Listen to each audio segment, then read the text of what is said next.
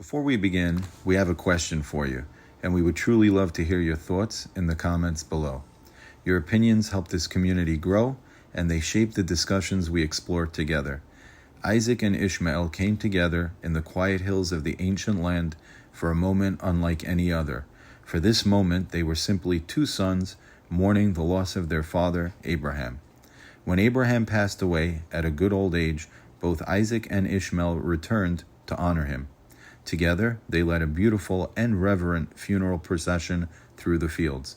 They were surrounded by family, by followers, and by all who had been touched by Abraham's life.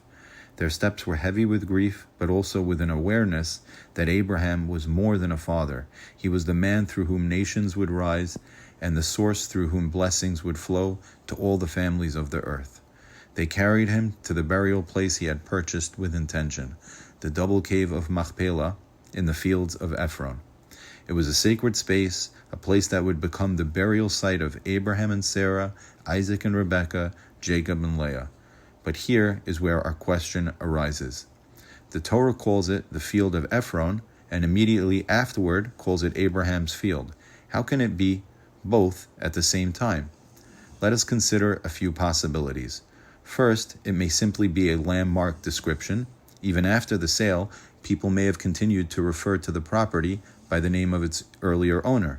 The Torah may simply be identifying the place with the familiar expression, the field of Ephron.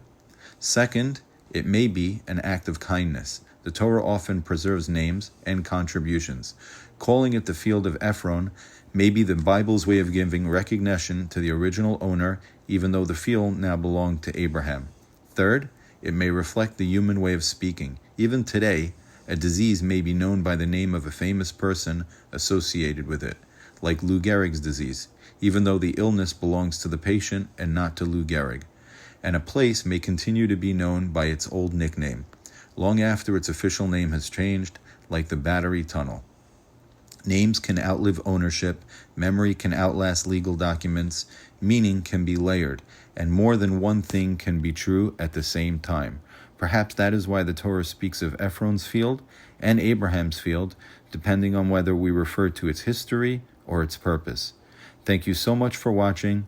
We would truly love to hear your thoughts in the comments below, and as always, we look forward to seeing you next time as we continue exploring the depth and beauty of our ancient stories together.